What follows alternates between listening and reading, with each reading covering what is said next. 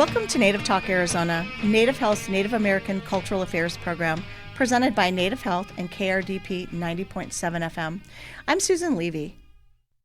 So Navajo chef Justin Payochi won an incredible victory on the recent competition cooking show Chopped during the special episode Indigenous Inspiration, which aired a couple weeks ago on April 21st on the Food Network. So using indigenous ingredients and techniques, he delivered amazing standout dishes that earned him the championship title and the $10,000 prize. Chef Justin, welcome to Native Talk Arizona. Thank you for having me. I am so excited. I love Chopped. So anyway, for congratulations for being the winner of the Chopped Indigenous Inspiration. Tell us a little bit more about yourself and growing up in New Mexico. Well, my name is Justin Payochi. Ashihin Nishlim Pitadni Bashishing Elegana Deshiche Torechini Deshinele. I'm Justin Payochi, a Salt Clan Navajo, born for the Folded Arms people. I was born in Farmington, New Mexico. I live in Upper Fruitland, which is just a hop and a skip away. I grew up in Phoenix, and that's where I went to culinary school over at the Arizona Culinary Institute. And that's where my journey basically took off into where things have become right now.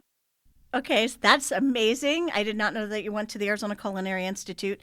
How'd you get interested in cooking? Was it something like in your mom or somebody in your family, or were you just little and you were interested in food?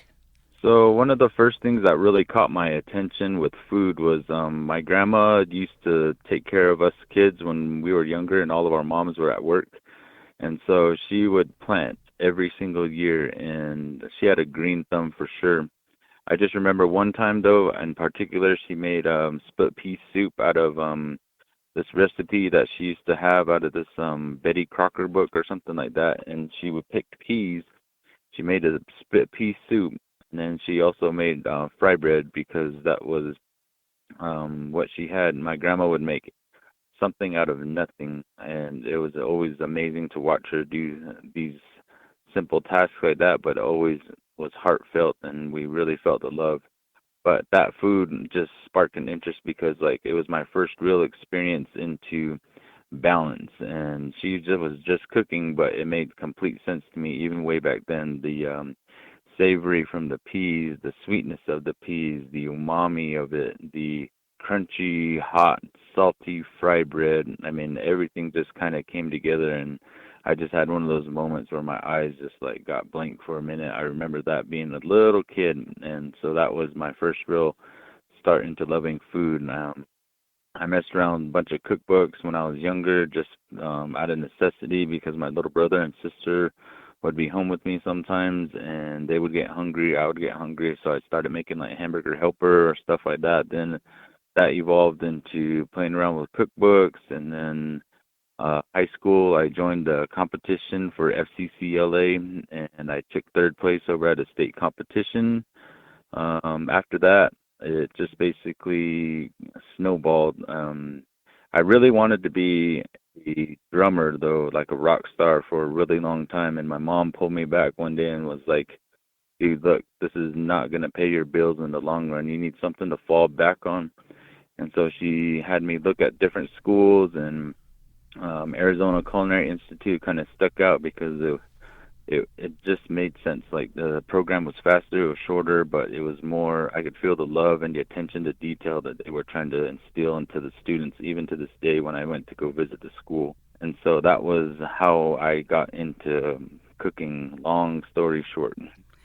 It sounds like, though, sort of like when you were talking about the split pea soup and the fry bread that your grandmother made, and you were saying that she made something out of nothing and the balance that she did. It sounded like even then, sort of like making something kind of like Chopped, right? Like a basket, you never know what you're going to have to make. And then you were talking about hamburger helper, and I know I always tried making things with hamburger helper, what could you put in it that you had left in the fridge and things like that. So sounds like good preparation. I know that you work with your mom and your sister, right? Yes. And then they help you with the Pioche Food Group. Is that correct? Yeah, it's Payochi Food Group, and my sister is my sous chef, and she's also the co-owner of Payochi Food Group. Our mom is our momager, we'd like to call her, because she's our mom first, but also she manages the company. She does a lot of the office work that I'm not very good at, and so yeah, she keeps us in check. And our triangle means like the Holy Trinity because we are Christians and we also believe in that. But also, like, there's three of us as well, and we like to say our mom is the bottom piece of the triangle that keeps my sister and I up because she keeps us level-headed and offers that support that we all need in order to stay on track. That's awesome that you've got both of them as a support system. I saw the clips and that they are incredibly proud of what you've accomplished. Oh Um, yeah. Pretty amazing. So, what does the food group do? Is it what do you do now? What are you planning in the future? We do a lot of catering. That's our bread and butter. We do a lot of private dining, go into people's homes and cook for them. We have a multi-course dining experience called Loremi, where we play with a lot of modern techniques, but highlighting Navajo foods on the menu. The menu won't be 100% Navajo all the time because we like to eat and we like to express ourselves through food as well, but we'll play with liquid nitrogen, spherification, a lot of different modern techniques and stuff. And so that's kind of my baby. We also have a food trailer we vend out of, been doing a lot of public speaking as well. And if that's not enough, we also work on a nonprofit educational farm called Navajo Ethno Agriculture in Inahanzad, New Mexico, where we get to teach students about water rights, land rights, food rights, native rights, and everything from putting the seed into the ground all the way to seed saving whenever we're done drying and preserving and all the above. Oh my gosh. So, you're incredibly busy. That's a lot of things to do. Yeah, and planting season is right around the corner. Do you do the dry planting up there? Yes. You do the dry planting. Okay. We're lucky to have an irrigation system next to us, and then also on the other side is also there's a river right there, but we're not allowed to pump water out of there because it's technically illegal. But so we have the irrigation water that we need to utilize. That's right there. And then what are you planning on putting in planting season? So at the farm, since it's a nonprofit educational farm, and we specialize in Navajo foods, history, and culture, we tend to stick to what was in our Navajo diets. And so, three different types of corn, which are really important: yellow, blue, and white. All three of them have their own specific purposes. Yellow being for women's ceremonies, white being for male ceremonies, and then also blue is more for like ingesting and like for feeding ourselves. We do a lot of different types of chilies, chili with an E. um, we also do different types of squashes most of the time, squashes, and then also melons.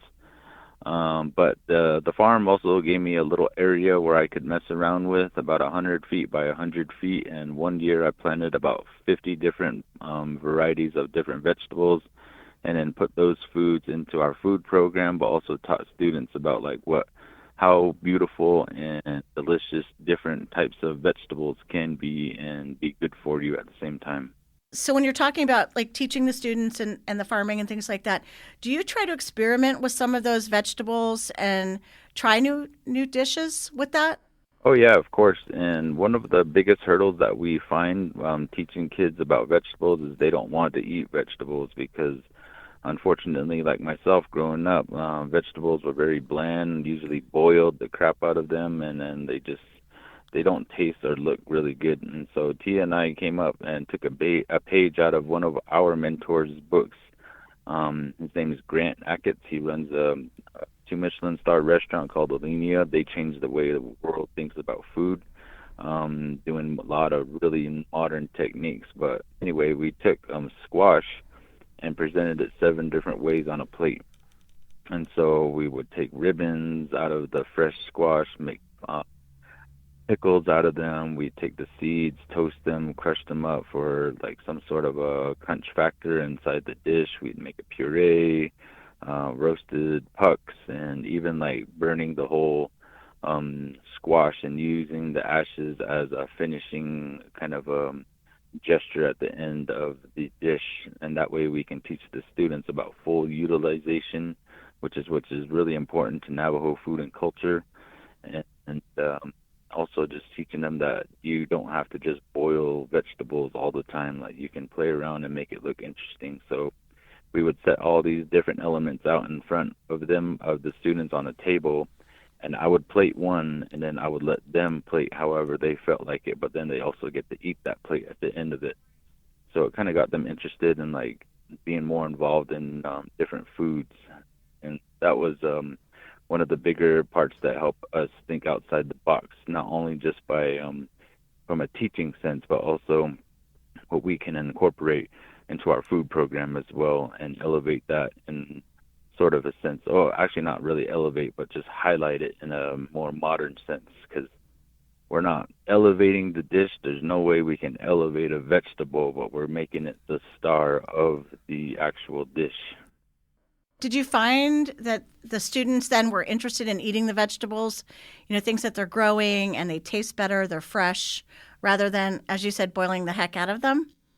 Yeah, definitely. And they were like, "Whoa, I didn't know you could do this with a squash. I didn't know you could eat it raw." And Yeah. even like we call the guts on the inside where the seeds hang on to, we would marinate those, and then the kids would look at them like it was weird and icky or whatever. But then we'd see them all eating it together because it actually tastes really good. All right. And I know that you've also, in some of the interviews that I looked at or some of the things that I've read about you, that you also talk about food as medicine. Can you tell us a little bit more about your philosophy with that? Yeah, I'm not really fond of the catch. I call that a catchphrase. Food is medicine because I like to take it back and say that food has always been our medicine because whether you're eating for nourishment or for health or for medicinal purposes, food has always been medicine to our native peoples all around Turtle Island. Different tribes use different vegetables for different purposes and different plants and all the above. And so, just like farm to table, that's another catchphrase I really try to pull back and be like, I really hope that all of you are getting your food from a farm and putting it on your table in order to eat. So to me, it just kind of sounds silly whenever these little catchphrases get thrown around for marketing purposes and such. So that's my feeling on it. It gets a little backlash every now and then for being a little tough on the subject, but it's just what I believe. No, it's true. They both are. They're used for marketing. The food is medicine and definitely farm to table. Yeah, I Hmm. agree. All right. So I want to pivot to Chopped. Hmm. I am a huge Chop fan, and I was thrilled. I mean, I just amazed, and congratulations. So I want to find out. I'm going to start Thank at you. the beginning. How did they interview you for Chopped? Is it a rigorous process? Is it easy?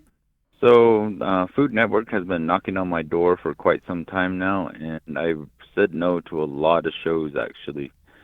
And it just wasn't timing, wasn't I didn't feel like I had a real story to tell, or I just didn't want to be that one chef that was on that one show one time and he won or lost. I wanted to have something to a story to tell behind it all, and I wanted to have something concrete, really kind of philosophical to add to the conversation rather than just going after stardom during the time because that was what I started to learn in my Navajo teaching. So I wasn't raised traditionally.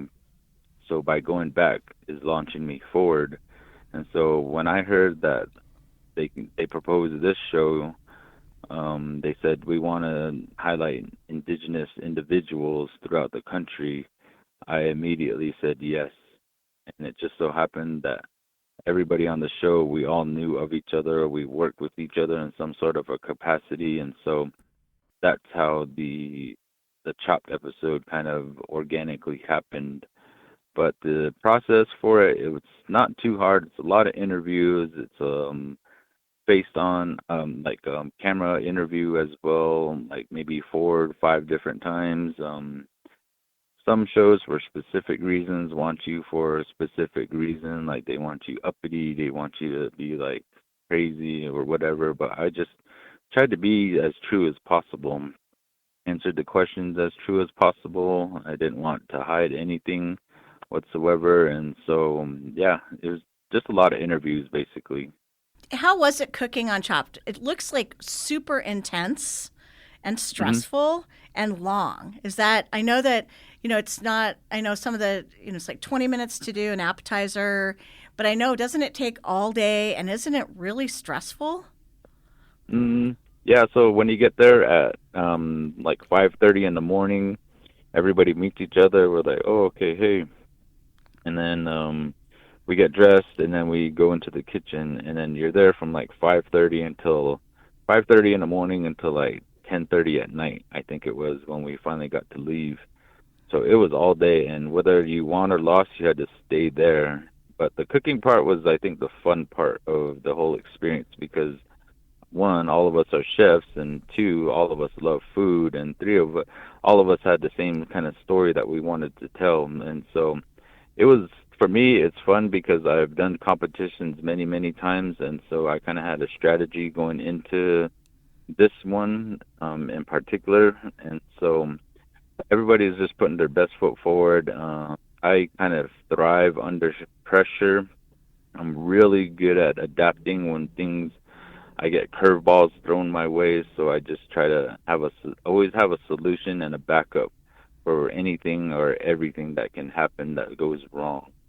And so that was my mental strategy going into that process. But for the most part, it was super.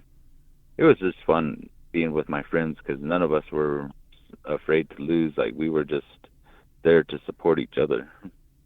How cool is that? Did Yeah. they tell you that you were going to be using indigenous ingredients, or did you have any idea what was going to be in the baskets? They said that they were going to try to push for as many indigenous forward ingredients as possible, but also with a curveball. And so, like corn being very indigenous to our people, they gave it to us in the form of the ice cream sandwich. That was really interesting.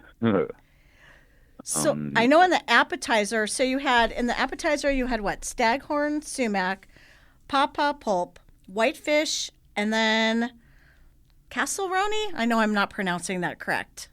yeah, I'd never even heard of that until I got on the show, and it was just basically like I think it's from the East Coast. I could be wrong, but it's just like a little fry bread. And then so So with that, when okay, I'm sorry. Go ahead.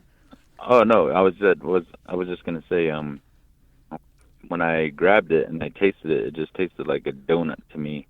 But I didn't want to just use it as a donut or as a bread, so I kind of crushed it up and used it as a crouton to go over the fish. So that's kind of part of the adapting part.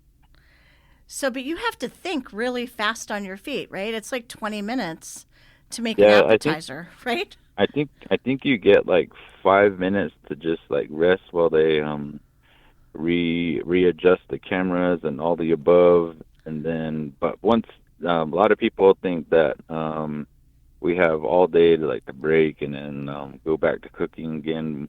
It's actually that that's the realest part of the show is when the clock starts, it doesn't stop for any reason.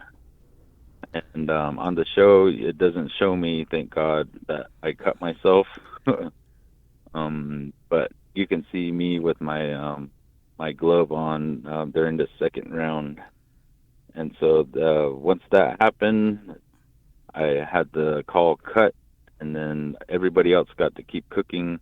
I was rushed off to the side. They bandaged me up, but when that happens, all of my utensils and everything gets taken off. It gets put on the side. Dishwashers washing them, but they bring back a whole new set that's already ready to go. And so I have all my stuff right there, kind of like how I already had it set up. And so that was really cool.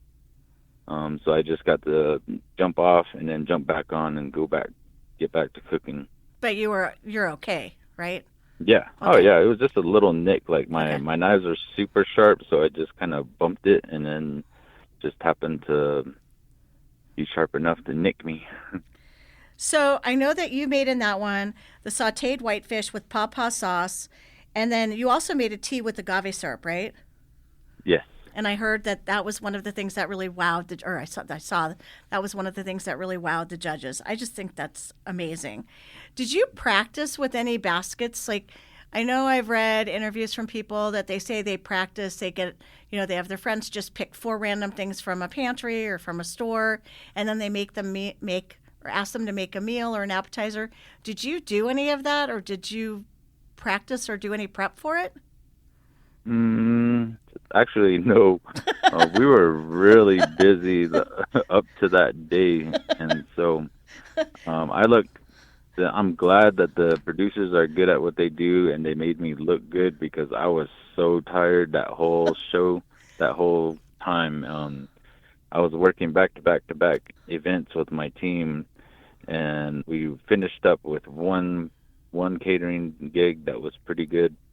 I mean, pretty full, and then hopped on the plane, got to New York really late, laid there, couldn't sleep, was too anxious. I probably slept maybe an hour or so, if that. Got up because I didn't want to be late. And if you're late or you don't show up, they have a standby chef ready to go to take your spot. So I didn't want that to happen.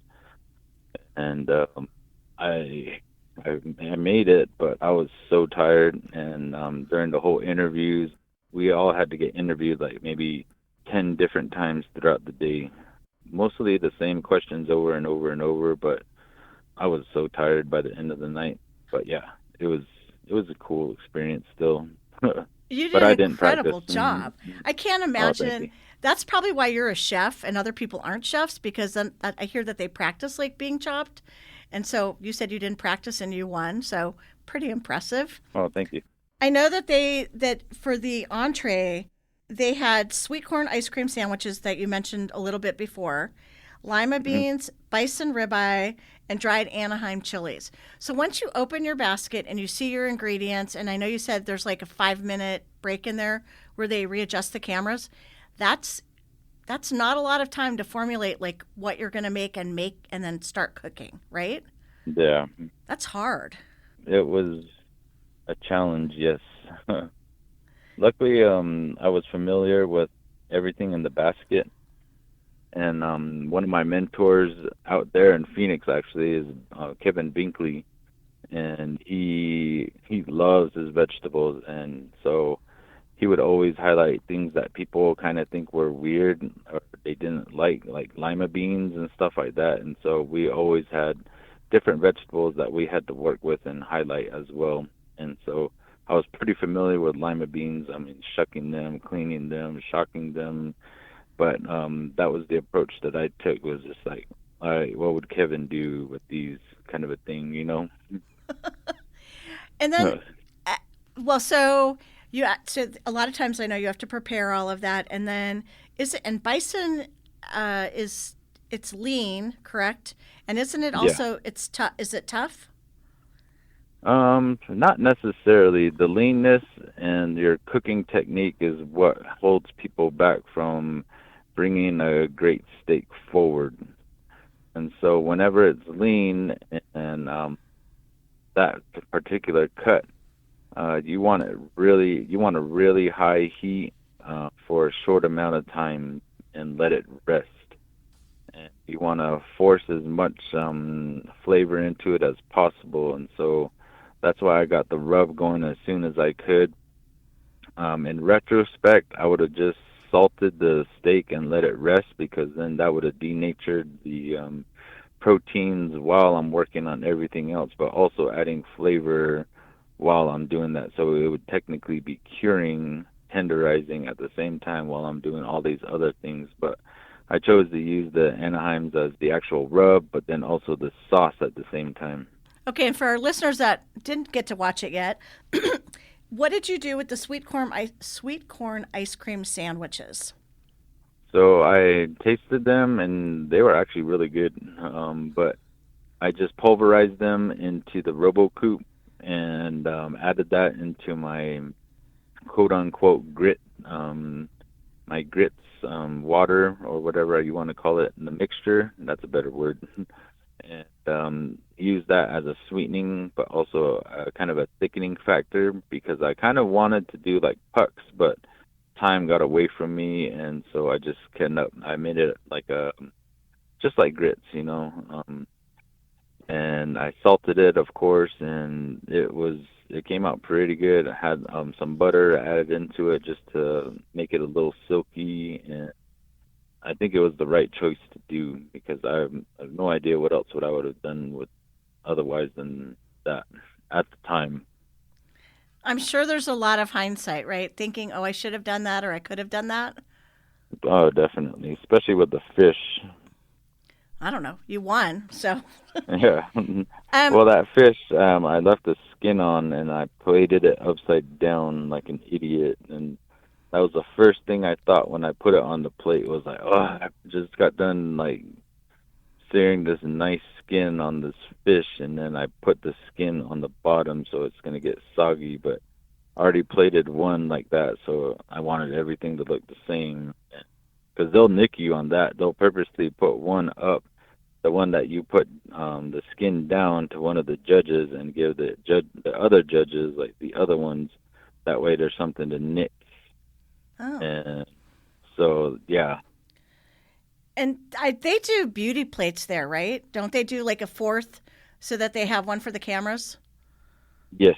Okay. Okay. I just learned about beauty plates. So, all right. And then, hmm do you know how to use all that equipment? They have like all these crazy things there, like, the liquid nitrogen that you mentioned. And I know they've got, I don't know, lots of different, is it sous vide? I'm not sure I'm saying that right, like where you put it in a water hmm bath. So, do you know how to use all that equipment? Yeah. Actually, this time they didn't have much of that going on. I don't think. But I didn't want to try to experiment with anything while on the competition because that's one thing I've learned in competitions before and from like competing chefs that have taught me a little things is that you don't want to try to reinvent yourself or the real. Like you want to push yourself for sure, but don't be too crazy with something that you've never ever done before.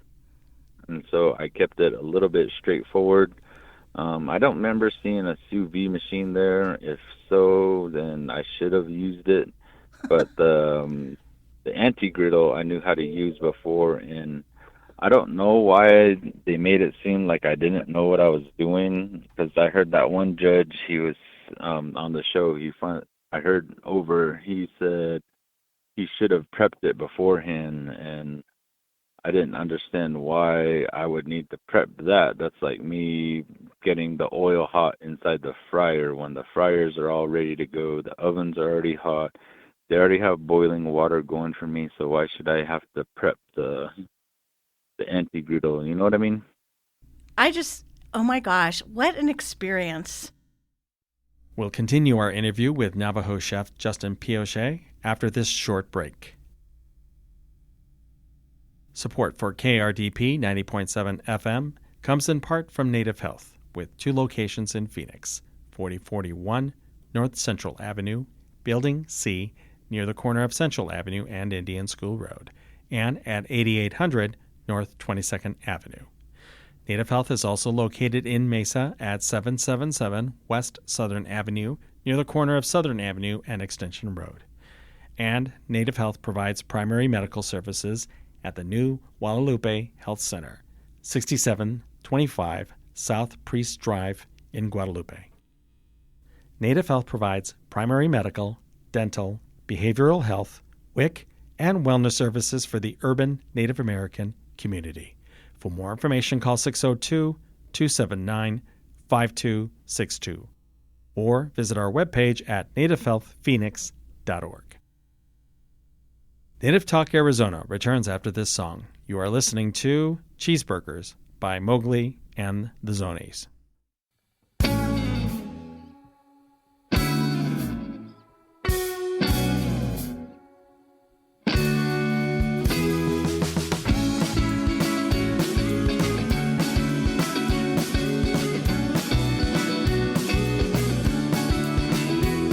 And I know for sure that this feeling is so short. It's hard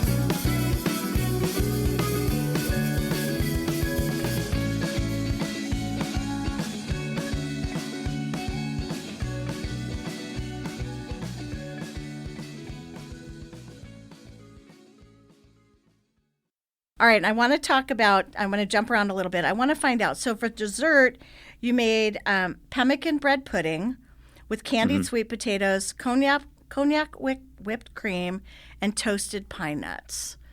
How Yep. did you come up with that idea?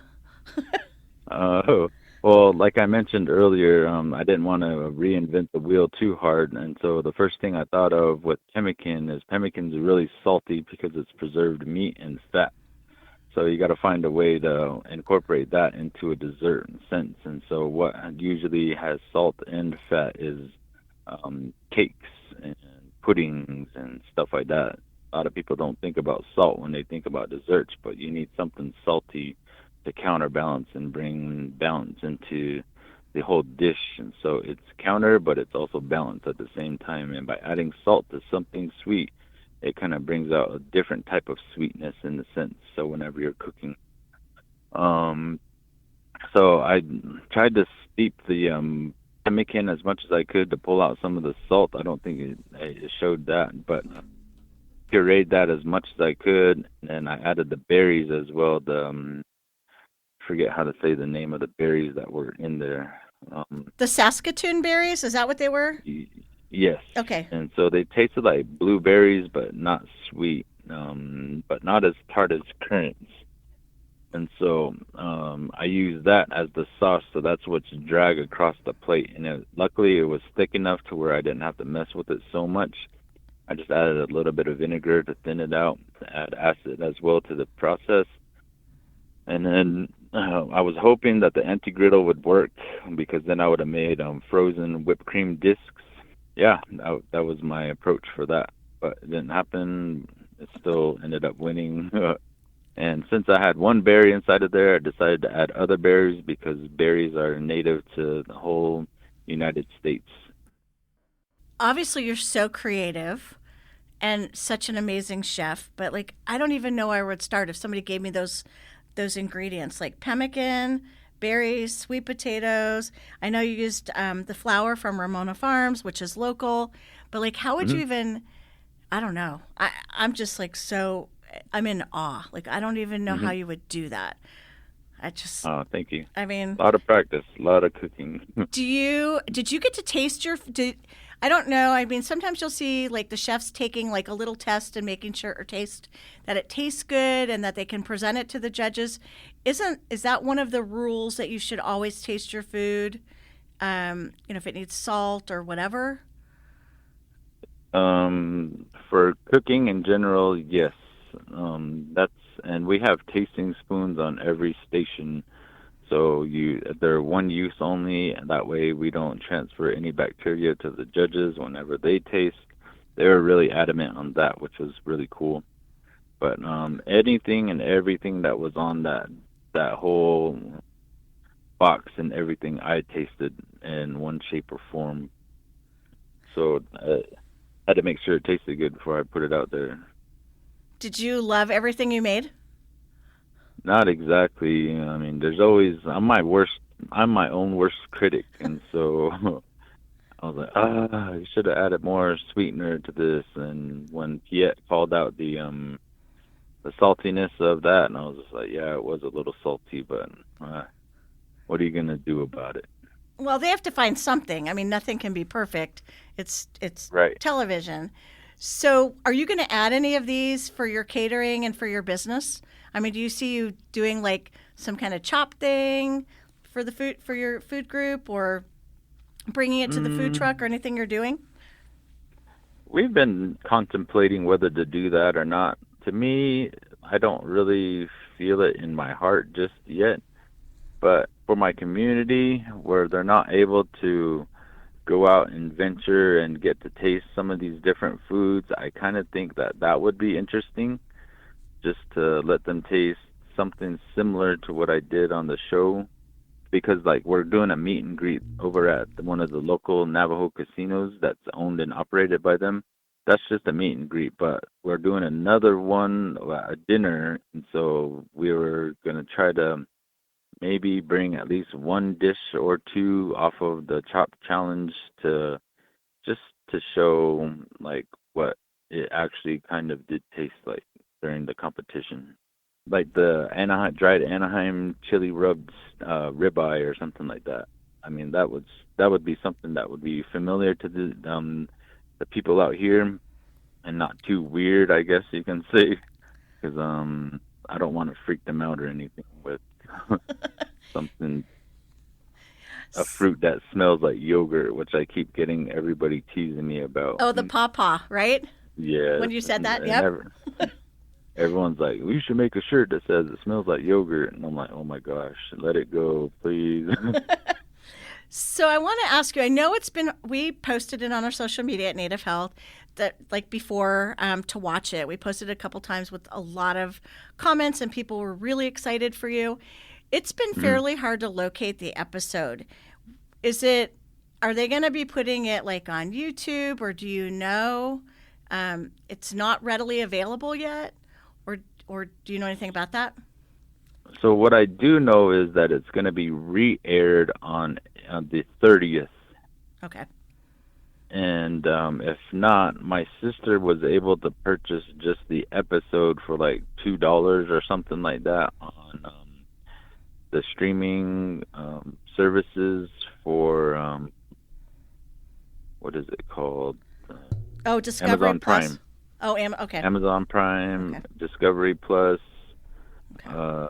I believe it was on Hulu as well, and then I've heard of some people being able to access it on YouTube TV, I think it's called. Okay. So you're just going to have to do some digging and try to watch it because it is phenomenal.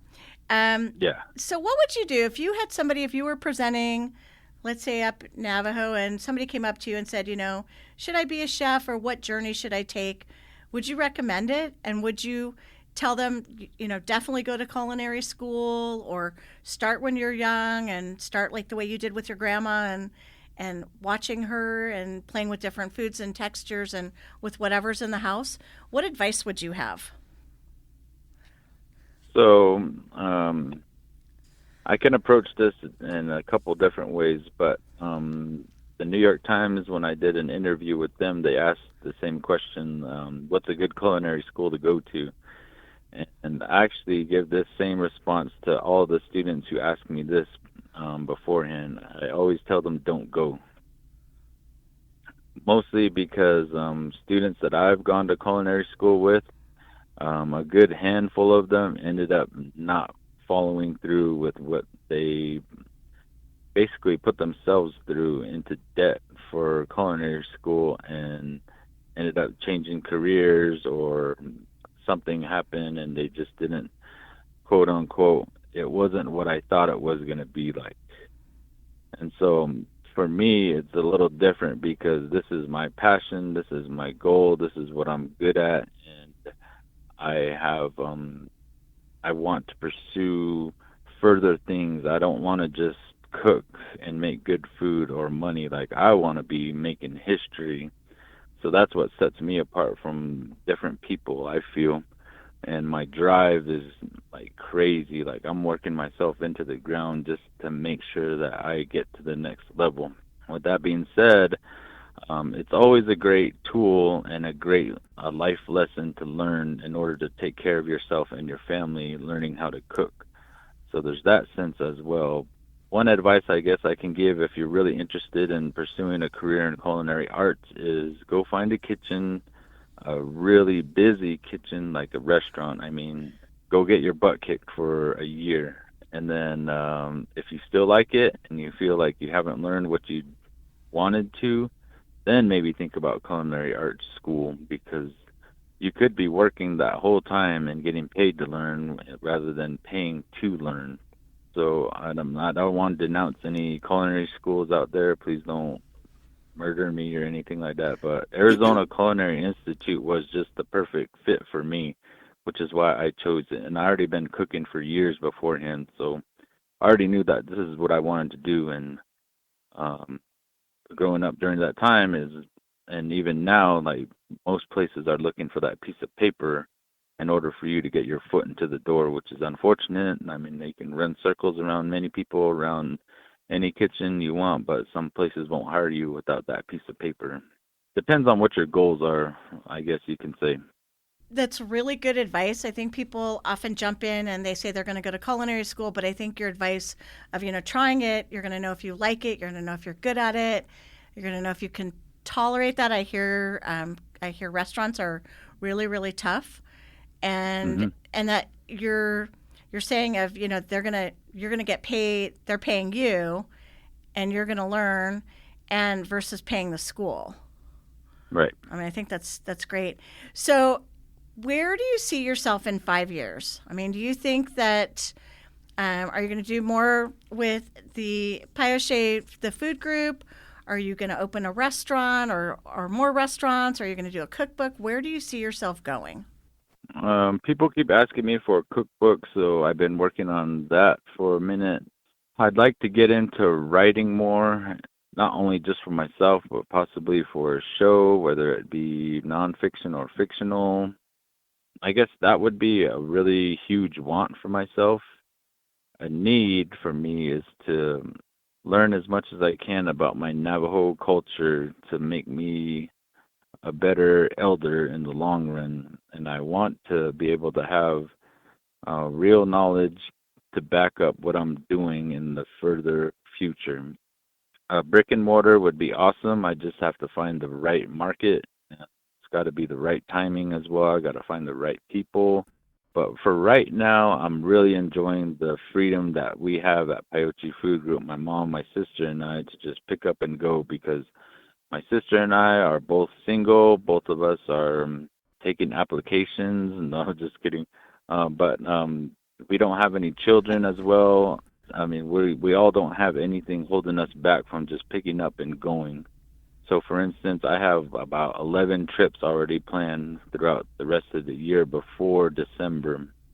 We got Chicago, I got New York, I got Cincinnati, I have Cleveland, Los Angeles, Phoenix, Vegas. And most of these are for work experiences, even moose hunting all the way up in Canada. Pretty soon, we're supposed to be moving to, Tia and I are going to be moving to Minneapolis for a little bit to help our buddy Sean Sherman, who was actually the judge on the show.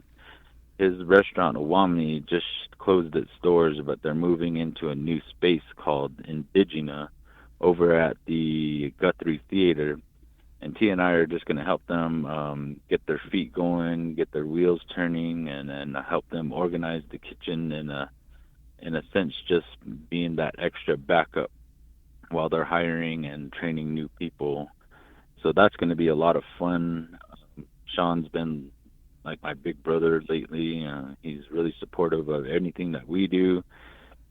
I'm not trying to ride his coattail whatsoever, and he knows that. But he supports us to the max, and so it's just really nice to have all these friends with different backgrounds. Like Krista Wapipaw wants me in San Francisco to help her out. I mean, so that's the kind of freedom that we have right now, and so I want to ride that wave as long as I can before settling down into what I'd like to call a marriage, which is going to be the restaurant. Because once I start that, I want to be there every day, 16 hours a day, to make sure that I have the best product and putting my best foot forward every single day. Wow, I'm in awe of everything you're saying. Do you think and I'm super excited to hear that you're going to go up to Sean Sherman's new place. And I think what an experience, and I know different ingredients that they use up there than things that we use down in the Southwest, so that I'm sure is going to be really interesting. Do you think you're going to compete again, or do you think you're done competing after this one? Iron Chef, I'm waiting for. I'll probably lose really bad on that one, but you never know. I might be able to choose the ingredients and stuff. So, I don't know. It would just have to be, like I keep saying, it have to be the right time, right people, right reason. And so I don't just jump into anything and every opportunity these days. Like, I have a great support team and good friends who have been leading me in the right directions. And like, hold on. What if you wait for a second? Like, don't just jump into that yet. Like, we'll ride this out first. We'll see what happens, and then you never know, a better door might open up. Yep, there's always doors. I have a strange question for you. What's your favorite comfort food? Ooh, I have very many comfort foods, Okay, but a few of them. peanut butter and jelly, ramen noodles, cheeseburgers. I'm a sucker for ice cream. Actually, any dessert whatsoever. Honey buns, terrible. I just found out that I gained 5 pounds from my doctor, and so I need to cut that out. Yeah, but honey buns are really good. Yeah, cheesecake. Cheesecake's really up there too. Terrible, but delicious. Do you make your own cheesecake? My sister does. I taught her too well, so I'm pretty spoiled now, and she does better than I do now. She's got it down to a T, which is awesome though, because she does a lot. She actually handles all the baking for our food program. So I'll be like, I'll have an idea for bread or something like that. I'll throw it her way, and she'll research it, and she'll make it happen. And she hasn't failed yet, so she's doing really good. People around the United States ask specifically for her blue corn cake, her blue corn cookies, her blue corn, all the above, and so. We'll hopefully see that sometime in the future. Another goal of mine is to also get us into like specialty food stores like Erewhon, Whole Foods, or something like that. I know natives are gonna have a heyday with that comment, but I mean, it's Navajo food being represented around the country, you know, and so like I feel, why can't we do that? That would be awesome. Yeah. That would be awesome. All right, so we're pretty much out of time, and I cannot tell you, Alrighty. this has been one of my very favorite interviews. I want to say thank you. I have learned a lot. I've enjoyed this immensely. I think you're incredibly humble and interesting, and I'm thrilled for you and all the opportunities that you're going to get from this, from winning Chopped, and anyway, super excited for you. But I wanted to find out, finally, how can our listeners find more information about you? How can they contact you and kind of what you're up to? If you can just tell us like the best way to reach you would be, Yeah, of course. would be great. So first off, thank you for the interview. It was one of my favorite ones thus far, actually. So you can reach us at pyochefoodgroup@gmail.com. We also have a website, pyochefoodgroup.com. We also have social media, Instagram, Facebook, and recently we have a TikTok account. So a lot of our work that we're trying to highlight is going to be on all the above. My sister and I have their contact information on all these outlets, and so feel free to reach out to them. They're more organized than I am, so please reach out to them and not me, because I will forget. But my mom, Janice, thank you for everything that she's done. Wouldn't be here without her. Tia, my right-hand woman, my best friend, I really do appreciate her. She does a lot as well, and so I want to make sure that they get their due diligence. I wouldn't be here without them. But yeah, social media, probably the easiest way to get a hold of us. Well, I just want to say congratulations and thank you for coming on, and to your sister and your mom. And I know that you all are going incredible places. So thanks again, and can't wait to catch up and see what you're doing next year. Cool. Thank you very much. I appreciate it. Thank you for having me.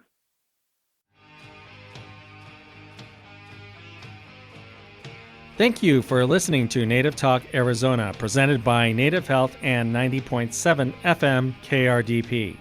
Our executive producer is Susan Levy. Sound engineer is Javier Quiroga. We hope you will tune in again next week. If you have any questions, please reach us at nativetalkaz@listen2krdp.com.